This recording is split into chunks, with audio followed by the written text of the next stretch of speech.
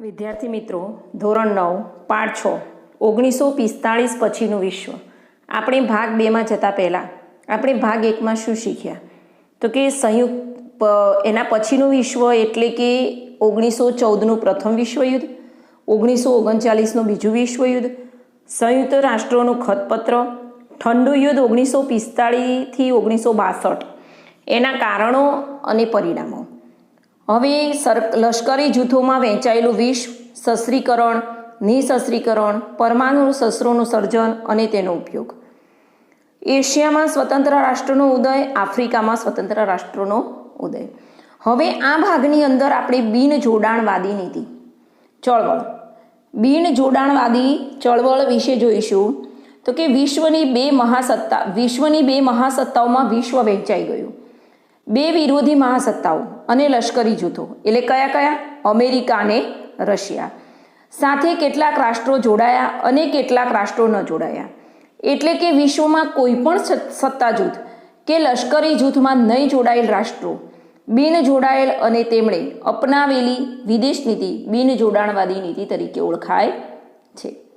વિશ્વની બે મહાસત્તાઓની કોઈ એક વિચારસરણીમાં જોડાયા વિના તટસ્થ રાષ્ટ્રો એકબીજાના સહકારથી પરંતુ પોતાના આગવા અસ્તિત્વ સાથે સર્વાંગી વિકાસ કરવા ઈચ્છતા હતા. આ સમયે ભારતના વડાપ્રધાન જવાહરલાલ નહેરુ, ઇન્ડોનેશિયાના રાષ્ટ્રપતિ સુકર્નો, ઇજિપ્તના રાષ્ટ્રપતિ કર્નલ નાસર અને યુગોસ્લાવિયાના રાષ્ટ્રપતિ માર્શલ ટીટોનું બિનજોડાણવાદી નીતિને પ્રબળ સમર્થન પ્રાપ્ત થયું. વિચાર વિમર્શને અંતે ઇન્ડોનેશિયાના બાન્ડુંગ ખાતે તટસ્થ રાષ્ટ્રોની એક પરિષદ યોજાઈ 1955. આ પરિષદમાં એશિયાના 23 અને આફ્રિકાના 6 દેશોના પ્રતિનિધિઓએ હાજરી આપી હતી. પરિષદે વિશ્વના ગરીબ દેશોની વચ્ચે સાંસ્કૃતિક અને આર્થિક સહકાર વધારવાનું તથા સામ્રાજ્યવાદનો વિરોધ કરવાનું ધ્યેય જાહેર કર્યું. આ પરિષદમાં તટસ્થ દેશોના સંગઠન માટેનું માળખું અને ભવિષ્યની કામગીરી નક્કી થઈ. 1961માં બેલગ્રેડ ખાતે યોજાયેલ પરિષદમાં વિધિસર રીતે બિનજોડાણવાદી આંદોલન NAM નોન એલાઇન મૂવમેન્ટ સંસ્થાની સ્થાપના થઈ. પ્રથમ વડાપ્રધાન પંડિત જવાહરલાલ નહેરુના નેતૃત્વ હેઠળ ભારતે બિનજોડાણવાદની વિદેશ નીતિ અપનાવી. બિનજોડાણવાદી ચળવળને મૂલ્યવાન નેતૃત્વ પૂરું પાડ્યું. નહેરુ માનતા હતા કે કોઈ પણ સત્તા જૂથ કે લશ્કરી જૂથમાં જોડાવાને બદલે તટસ્થ રહેવાથી રાષ્ટ્રીય હિતોનું વધારે સારી રીતે રક્ષણ થઈ શકશે. ભારતની માન્યતા રહી છે કે વિશ્વના બે હરીફ સત્તા જૂથો લશ્કરી જોડાણોમાં વિભાજન વિશ્વ શાંતિ માટે ખતરારૂપ અને આંતરરાષ્ટ્રીય સહકાર માટે હાનિકારક છે. આજે વિશ્વમાં સૌથી વધુ દેશો બિનજોડાણવાદી જૂથના સભ્યો છે. કુઆલાલંપુર ખાતે 13મું શિખર સંમેલન યોજાઈ ગયું 2003. છેલ્લા 4 દાયકામાં વિશ્વસ્તરે અનેક ઘટનાઓ બની છે. સોવિયત સંઘનું વિઘટન થતાં રશિયાનું વર્ચસ્વ ઘટ્યું છે. અમેરિકા એકમાત્ર મહાસત્તા તરીકે મજબૂત બની રહ્યું છે. અલબત્ત વિશ્વના દેશોની સામ્રાજ્યવાદી નીતિ ઓસરતી ગઈ છે. આ સંજોગોમાં બિનજોડાણવાદી જૂથનો પ્રભાવ વધતો રહ્યો છે. તટસ્થ રાષ્ટ્રો બિનજોડાણવાદનો નવો અભિગમ અપનાવી વિશ્વના રાજકારણમાં યોગ્ય પ્રદાન આપવા સફળ રહ્યો છે. વિશ્વમાં સર્વત્ર શાંતિ જળવાઈ રહે, યુદ્ધકીય ઘટનાઓ ન બને, માનવ સમાજ અને રાષ્ટ્રની ભાવના જળવાય તથા મહાસત્તા નિઃશસ્ત્રીકરણ અપનાવવાનું વલણ કેળવે તે માટેનો નૈતિક પ્રભાવ જમાવવામાં બિનજોડાણવાદને સફળતા મળી છે. હવે આ થઈ બિનજોડાણવાદની નીતિ. એની અંદર કઈ બે મહાસત્તાઓ બે ભાગમાં વહેંચાઈ ગઈ હતી વિશ્વમાં? તો અમેરિકા અને રશિયા. હવે બિનજોડાણવાદની નીતિ કોને ઓળખવામાં આવે છે? તો કેટલાક રાષ્ટ્રો જોડાયા અને કેટલાક રાષ્ટ્રો ન જોડાયા. એટલે કે વિશ્વમાં કોઈ પણ સત્તા જૂથ કે લશ્કરી જૂથમાં નહીં જોડાયેલ રાષ્ટ્રો બિન જોડાયેલા અને તેમણે અપનાવેલી વિદેશ નીતિ એને બિનજોડાણવાદી નીતિ કહેવામાં આવે છે.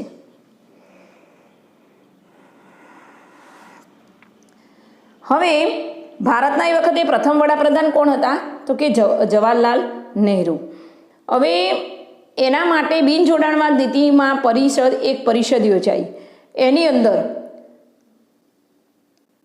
ઇન્ડોનેશિયાના રાષ્ટ્રપતિ સુકર્નો, ઇજિપ્તના રાષ્ટ્રપતિ કોણ?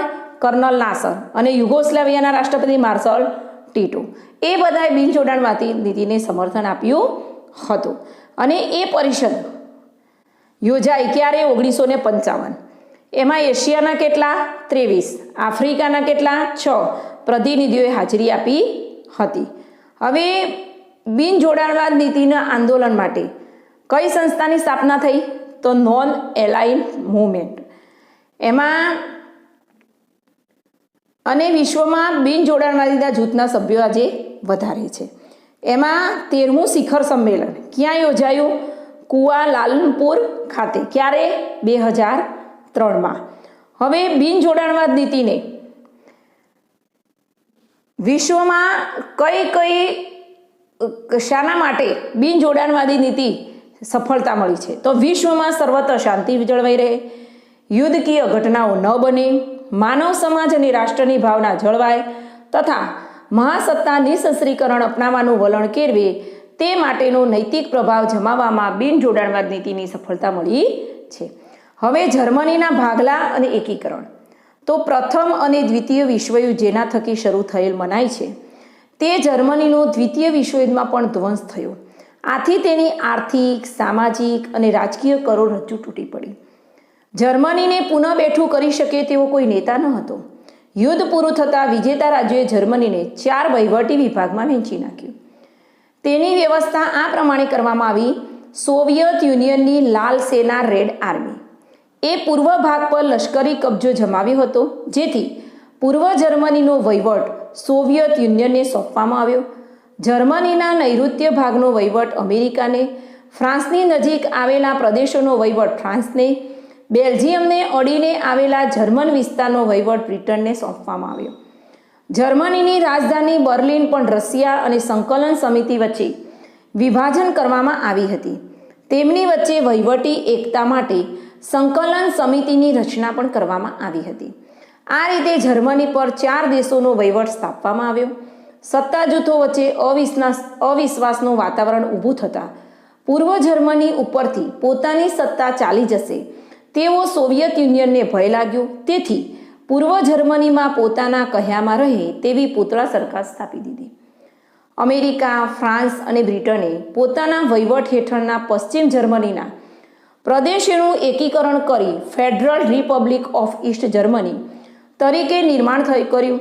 પશ્ચિમ જર્મનીના 3 વિભાગોનું એકીકરણ કરવામાં આવ્યું. તેમ બર્લિનના પણ 3 વિભાગોને એક કરવામાં આવ્યા. આ પ્રક્રિયાના વિરોધરૂપે સોવિયત યુનિયને બર્લિનની નાકાબંધી જાહેર કરી એપ્રિલ 1948. પરિણામે પશ્ચિમી દેશો અને સોવિયત યુનિયન વચ્ચે ભારે તણાવ ઊભો થયો.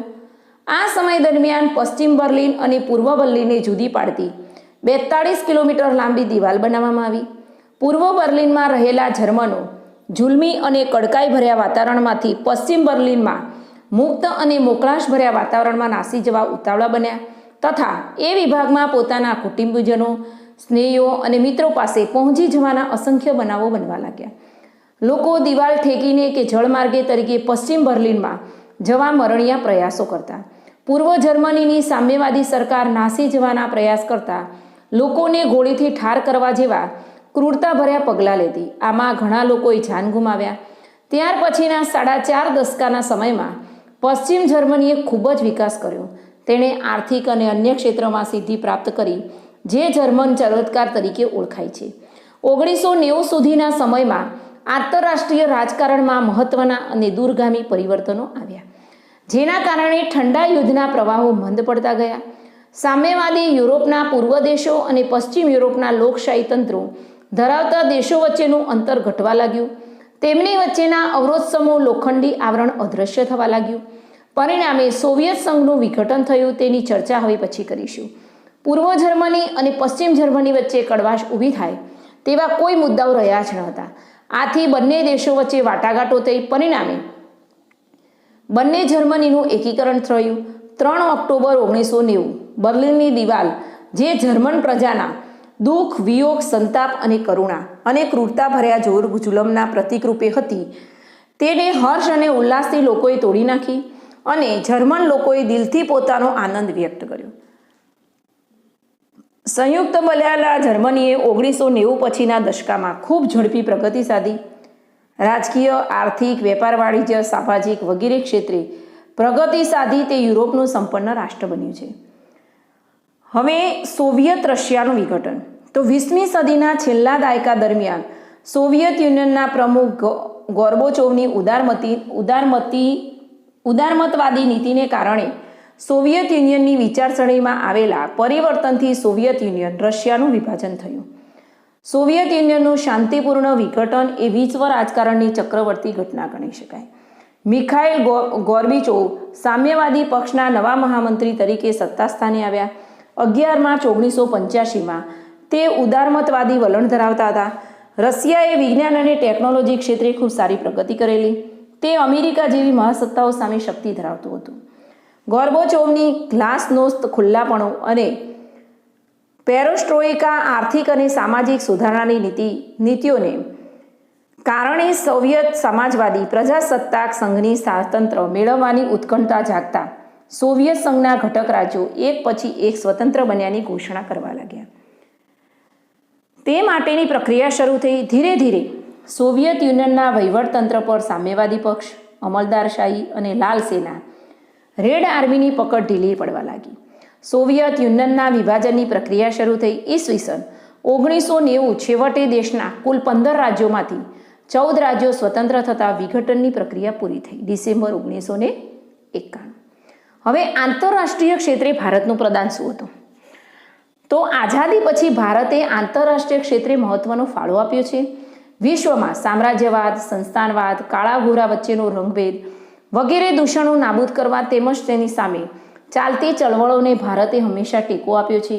સંયુક્ત રાષ્ટ્રોના આદેશથી ભારતે કોરિયાના યુદ્ધમાં ઘવાયેલા સૈનિકોની તબીબી સારવાર માટે દવાઓ અને તબીબી ટુકડીઓ મોકલી હતી. ગાઝા, સાયપ્રસ, કોંગો, શ્રીલંકા વગેરેમાં સર્જાયેલી કટોકટી વખતે સંયુક્ત રાષ્ટ્રોના શાંતિ સ્થાપક દળોમાં ભારતે પોતાના સૈનિકોને મોકલી એ દેશોમાં શાંતિ સ્થાપવામાં સક્રિય કામગીરી બજાવી હતી. આંતરરાષ્ટ્રીય શાંતિ અને સલામતી જાળવવાના તેમજ વિશ્વભરના લોકોના સ્વાતંત્ર્ય અને સુખ સમૃદ્ધિ માટેના તમામ પ્રયત્નોને ભારતે સક્રિય સહકાર આપ્યો છે. સંયુક્ત રાષ્ટ્રોની મહાસભામાં પરમાણુ શાસ્ત્રોના સંપૂર્ણ નિઃશસ્ત્રીકરણનો ઠરાવ રજૂ કરીને ભારતે શાંતિની ઈચ્છાને વાચા આપી છે. ઘાતક શસ્ત્રોનું ઉત્પાદન બંધ કરી તેમજ સૈન્ય સંખ્યા ઘટાડીને એ નાના વિશ્વની ગરીબ તથા ભૂખમરાતી પીડાથી પ્રજાના આર્થિક સામાજિક વિકાસ માટે કરવો જોઈએ એવી માંગણી હંમેશા ભારતે સંયુક્ત રાષ્ટ્રો સમક્ષ કરી છે. આમ વિશ્વ શાંતિ એ ભારતની વિદેશ નીતિનો મુખ્ય સિદ્ધાંત છે. વિશ્વ શાંતિ માટે રાષ્ટ્ર વચ્ચે સહકાર, વિશ્વાસ અને સમજણનું વાતાવરણ સ્થાપવા માટે ભારતે સતત પ્રયાસ કર્યો છે. અમે ભારત અન્ય દેશો સાથે સંબંધો અને ભારતના અમેરિકા સાથેના સંબંધો. તો ભારત અને યુનાઇટેડ સ્ટેટ્સ યુએસ બંને પ્રજાસત્તાક દેશો છે.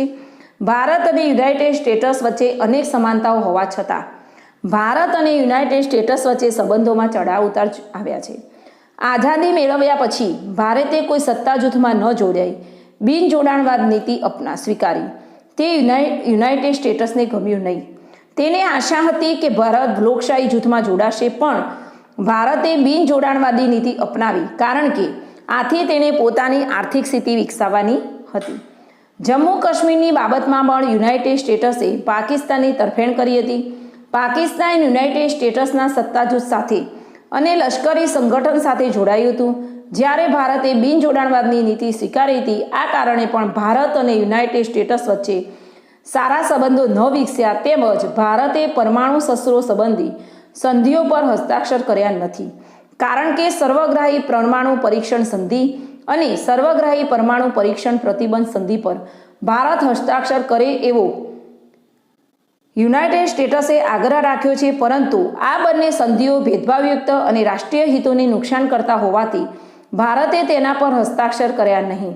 પોતાના ઈરાદાઓ અને આગ્રહની અવગણના થતાં યુનાઇટેડ સ્ટેટ્સ ભારત પર નારાજ થયું. જ્યારે ભારત પોખરણ રાજસ્થાન ખાતે સફળ પરમાણુ અખતરો કર્યો 1998, ત્યારે તેણે ગંભીર નોંધ લીધી. તેણે ભારત સામે કેટલાક પ્રતિબંધો મૂક્યા જે સમય જતાં હળવા થયા. આર્થિક અને ટેકનિકલ ક્ષેત્રમાં ભારતને અમેરિકાની મદદ મળતી રહી છે. યુનાઇટેડ સ્ટેટ્સના ન્યૂયોર્કના વર્લ્ડ ટ્રેડ સેન્ટર પર 11 સપ્ટેમ્બર 2001ના રોજ થયેલા આતંકવાદી હુમલા પછી બંને દેશો વચ્ચેના સંબંધોમાં સુધાર આવ્યો છે. ભારતે પણ આર્થિક ક્ષેત્રે પ્રગતિ સાધી છે. તે બાબતનો હવે તે સ્વીકાર કરે છે અને તે બંને દેશો વચ્ચે ગાઢ સંબંધો બંધાય તેવી ઈચ્છા ધરાવતા થયા છે. સપ્ટેમ્બર 2014 અને 2015માં ભારતના વડાપ્રધાન નરેન્દ્ર મોદી અમેરિકાની મુલાકાતે ગયા હતા અને સંયુક્ત રાષ્ટ્રોની મહાસભાને પણ સંબોધી હતી. યુનાઇટેડ સ્ટેટ્સ અમેરિકાના પ્રમુખ બરાક ઓબામાએ 26 જાન્યુઆરી 2015ના રોજ ભારતના 66મા પ્રજાસત્તાક એટલે કે ગણતંત્ર દિવસ સમારોહમાં મુખ્ય મહેમાન બની ભારતની મુલાકાત લીધી હતી. ભારતીય ગણતંત્ર દિવસમાં ભાગ લેનારા તેઓ અમેરિકાના પ્રથમ પ્રમુખ હતા. આમ ભારત અને અમેરિકાના સંબંધો સુમેળભર્યા થઈ રહ્યા છે. આતંકવાદના પ્રશ્ને બંને રાષ્ટ્રોના વડાઓ ચિંતિત છે. હવે ભારત અને સોવિયત યુનિયન રશિયા વચ્ચેના સંબંધો. ભારતમાં ભારે ઉદ્યોગો સ્થાપવામાં, સંરક્ષણ ક્ષેત્રે સજ્જ થવામાં સોવિયત રશિયાએ આર્થિક અને તકનીકી મદદ કરી છે. કાશ્મીરના પ્રશ્નમાં સોવિયત યુનિયને ભારતનો પક્ષ લીધો છે. સંયુક્ત રાષ્ટ્રોની સલામતી સમિતિમાં કાશ્મીરના મુદ્દે ભારત વિરુદ્ધ ઠરાવ ન થાય અને ઘણીવાર વીટો સત્તાનો ઉપયોગ કર્યો છે. કાશ્મીર પ્રશ્ને વૈશ્વિક સ્તર પર ભારતના મતનું સમર્થન કર્યું છે. આમ રશિયા અને ભારત વચ્ચે ગાઢ મૈત્રી ભર્યા સંબંધો રહ્યા છે. હવે ભારત પાડોશી દેશ વચ્ચેના સંબંધો, તો કે ભારત અને પાકિસ્તાન. તો ભારતે આઝાદી મેળવ્યા પછી તુરત જ ભારત પાકિસ્તાન વચ્ચેના સંબંધો તણાવ ભર્યા રહ્યા છે. ભારત અને પાકિસ્તાન વચ્ચે ઈસવીસન 1948, 1965 અને 1971 એમ 3 વાર યુદ્ધો થયા, જેમાં દરેક વખતે પાકિસ્તાનનો પરાજય થયો. બંને દેશો વચ્ચે તાસ્કંદ કરાર અને સિમલા કરાર થયા છતાં પાકિસ્તાન એ કરારોને નિષ્ઠાપૂર્વક અનુસરતું નથી. 1919 કારગિલમાં ભારત અને પાકિસ્તાન વચ્ચે યુદ્ધ થયું છે. બંને દેશોના વડાઓ પોતાની સમસ્યાઓનો શાંતિમય સમાધાન દ્વારા ઉકેલ લાવવા પ્રયત્નો કરી રહ્યા છે. ભારત ચીન. તો ભારત અને ચીન વચ્ચેના સંબંધોની શરૂઆત ઈસવીસન 1954માં થઈ એમ કહી શકાય. ચીને જ્યારે પોતાની સરહદોના નકશા પ્રકાશિત કર્યા ત્યારે ભારત અને ચીન વચ્ચેના સંબંધોમાં ભંગાણ પડ્યું. આ નકશામાં ચીને ભારતનો ઘણો મોટો વિસ્તાર પોતાનો છે એમ દર્શાવ્યું, જેથી ભારતે તેનો સખત વિરોધ કર્યો. ભારત અને ચીન વચ્ચેની સરહદ દર્શાવતી મેકમોહન રેખાનો ચીને અસ્વીકાર કર્યો. આથી બંને દેશો વચ્ચે મતભેદ ઊભા થયા. ચીને ભારત પર આક્રમણ કર્યું 1962 અને જે પ્રદેશોને પોતાના પ્રદેશો તરીકે દર્શાવેલા એના ઉપર કબજો મેળવ્યો. ભારતે સરહદોનું રક્ષણ કરવા લશ્કર મોકલ્યું. ચીને એકતરફી યુદ્ધ વિરામ જાહેર કર્યો અને એ રીતે યુદ્ધનો અંત આવ્યો. આ પ્રશ્નને ઉકેલવા માટે મંત્રણાઓ યોજાઈ છે, પરંતુ કોઈ સમાધાન થઈ શક્યું નથી. છતાં પણ છેલ્લા દાયકા દરમિયાન ભારત અને ચીન વચ્ચે પરસ્પર સહકાર અને મૈત્રીપૂર્ણ સંબંધો વિકસતા રહ્યા છે. ભારતના વડાપ્રધાન નરેન્દ્ર મોદી અને ચીનના વડાપ્રધાન જિનપિંગ વચ્ચે રિવરફ્રન્ટ અમદાવાદ ખાતે સૌજન્યપૂર્ણ મુલાકાત થઈ. હવે ભારત અને બાંગ્લાદેશ. તો બાંગ્લાદેશે ઘણો સંઘર્ષ કરી સ્વતંત્રતા મેળવી. ઈસવીસન 1971માં એક સ્વતંત્ર સાર્વભૌમ રાષ્ટ્ર તરીકે બાંગ્લાદેશનો ઉદ્ભવ થયો. એ પહેલાં પાકિસ્તાનનો ભાગ હતો. એક નવોદિત રાષ્ટ્ર તરીકે ભારતે બાંગ્લાદેશને નાણાકીય, ટેકનિકલ અને ભૌતિક સાધનોની ઘણી મદદ કરી. પણ કેટલીક બાબતોમાં ભારત અને બાંગ્લાદેશ વચ્ચે મતભેદો ઊભા થયા. ગંગા નદીના પાણીનો ઉપયોગ અને વહેંચણી સંબંધે થયેલી ચર્ચાઓ દ્વારા સમાધાન કરવામાં આવ્યું. અતિવૃષ્ટિ, વાવાઝોડા જેવી કુદરતી આપત્તિ વચ્ચે ભારતે બાંગ્લાદેશને પૂરતા પ્રમાણમાં મદદ કરી છે. બંને રાષ્ટ્રો વચ્ચે 2015માં વિવાદિત જમીન વિસ્તાર અને તે ક્ષેત્રના લોકોની નાગરિકતાના પ્રશ્નોનું નિરાકરણ વાટાઘાટોથી થયેલ છે. હવે ભારત અને ભૂતાન. ભારતે ભૂતાન સાથે કાયમી શાંતિ અને મિત્રતાની સંધિ કરી 1949. ભૂતાને પણ સંરક્ષણ અને વિદેશ નીતિમાં ભારતને વિશ્વાસમાં લેવાનું સ્વીકાર્યું. ભારતે ભૂતાનને સંદેશ વ્યવહાર અને વાહન વ્યવહારના વિકાસ માટે મદદ આપવાનું સ્વીકારી સંબંધો મજબૂત બનાવ્યા. વડાપ્રધાન નહેરુએ ભૂતાનની મુલાકાત લીધી હતી 1958. ભારતના રાષ્ટ્રપતિએ ભૂતાનની મુલાકાત લીધી 1970. ભૂતાનને યુએનનો સભ્ય બનાવવામાં ભારતે મદદ કરી 1971. ભારતના ભૂતાન સાથેના સંબંધોમાં ક્યારેય તંગદિલી ઊભી થઈ નથી. ભારતના વડાપ્રધાન નરેન્દ્ર મોદીએ ભૂતાનની મુલાકાત લીધી હતી. જૂન 2014 તે દરમિયાન પ્રધાનમંત્રીએ ચર્ચાઓ દરમિયાન કહ્યું હતું કે ભારત પ્રગતિ કરશે તો તેની સીધી અસર પાડોશી દેશો પર પડશે. બંને દેશો પર પરસ્પર સુરક્ષા સંબંધિત સહયોગ પર સંતોષ વ્યક્ત કરવામાં આવ્યો હતો. હવે ભારત શ્રીલંકા સાથે ભારતના સંબંધો ઘણા જૂના છે. ઘણા ભારતીયો ખાસ કરીને તમિલ લોકો શ્રીલંકામાં ઘણા સમયથી વસવાટ કરે છે અને ત્યાં સ્થાયી થયા છે. તે લોકોના નાગરિકત્વનો પ્રશ્ન બંને વચ્ચે મતભેદનો મુદ્દો બનેલો, પણ બંને દેશોએ વાટાઘાટો દ્વારા ઉકેલવાનો પ્રયાસ કર્યો છે. શ્રીલંકાના તમિલ લોકોને થતો અન્યાય દૂર થાય અને તમિલ સંગઠનો અને શ્રીલંકાની સરકાર તમિલ સમસ્યાનું શાંતિમય સમાધાન કરે એવી ભારતની ઈચ્છા છે.